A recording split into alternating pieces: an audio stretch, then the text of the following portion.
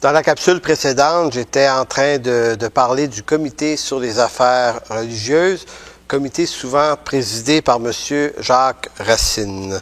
Soit dit en passant, d'autres documents ont été publiés par ce groupe-là. Ce groupe-là a été mis en place en l'an 2000, a commencé à faire ses travaux vers 2001 environ, et depuis n'a cessé de publier des documents. Ce groupe-là avait aussi pour fonction de rencontrer les différentes confessions religieuses au Québec. Ils ont rencontré l'Assemblée des évêques, la table de concertation protestante.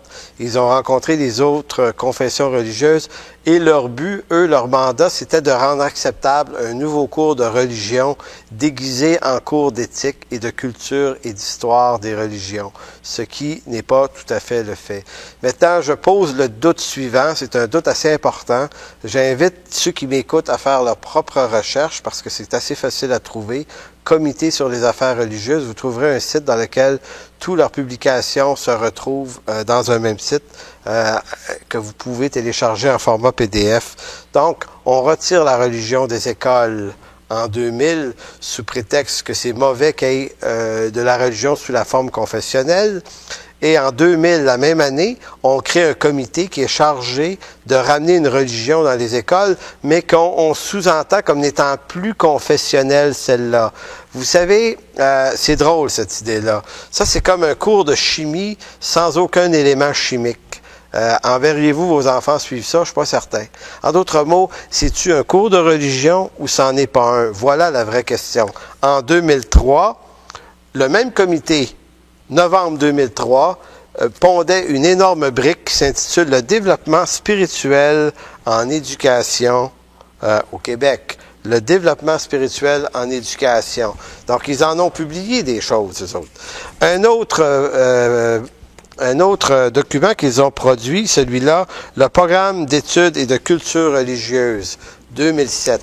Ce que j'essaie de vous dire aujourd'hui, c'est que le gouvernement avait un projet d'implanter une approche religieuse connue sous le nom de la théologie du pluralisme et de la façon dont les mots, les noms sont utilisés pour le présenter. On essaie de nous vendre que c'est pas tout à fait une approche religieuse, c'est plus une approche d'information culturelle, éthique et historique des religions. Mais c'est pas tout à fait le cas comme on l'a vu dans la capsule précédente. L'objet, la raison d'être de ce comité-là, c'est de conseiller le ministre, c'est de rencontrer les confessions religieuses et c'est de vendre le cours ECR aux parents québécois. Maintenant, voici ce que dit ce comité-là. Je vous cite une courte phrase, un court paragraphe. Eux aussi, ils font dans la désinformation.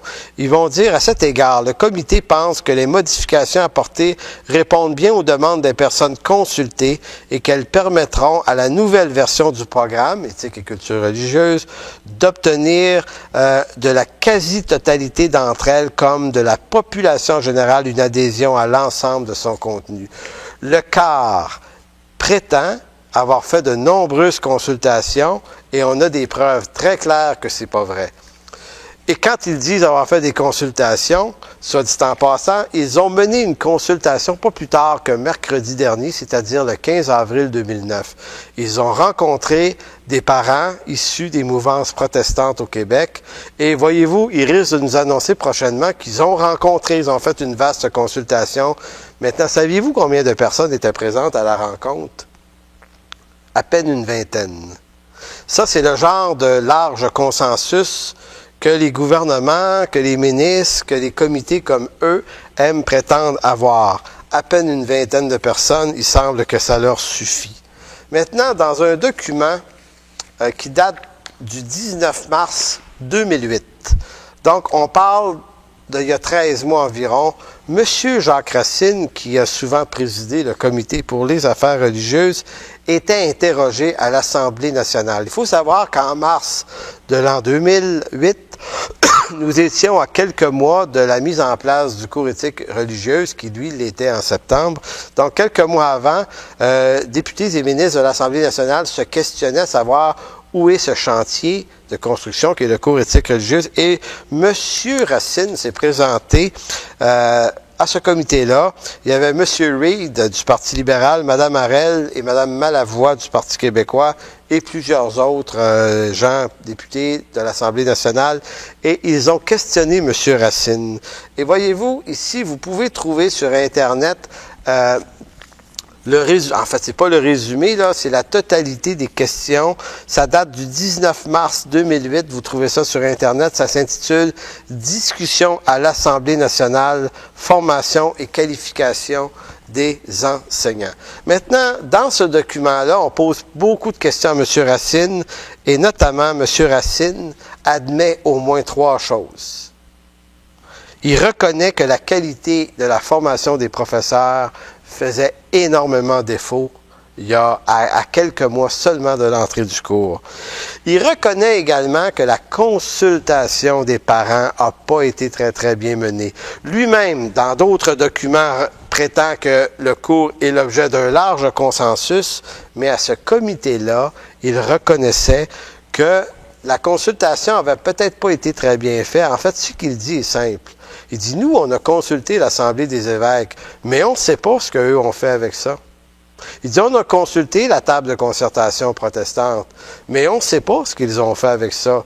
Soit dit en passant, pour être de la mouvance protestante moi-même, on n'a jamais été consulté par notre propre table de concertation protestante sur la mise en place d'un cours et de ce type de contenu-là. Donc, en réalité, c'est que les parents du Québec, en très grande majorité, n'ont jamais été consultés. Ils étaient même nombreux à ignorer que le cours était mis en place à partir de septembre 2008. Et encore aujourd'hui, la quasi-totalité des parents au Québec ignorent ce que contient le cours en réalité.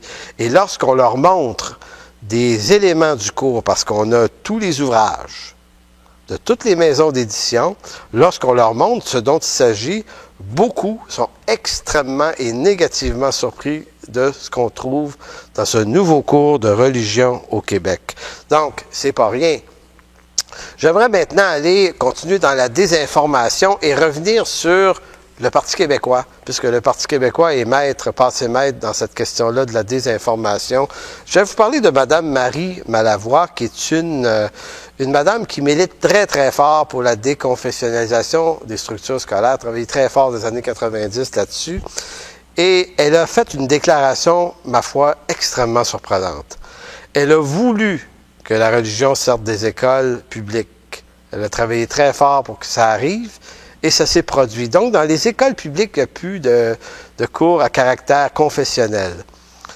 Maintenant, elle est en partie responsable, puisqu'elle a mis tout son poids là-dessus. L'an dernier, en 2008, Mme Malavoie nous revient dans un éclair de génie pour nous dire quoi? Elle nous dit, oui, mais il y a encore de la religion dans les écoles privées. Maintenant, c'est injuste.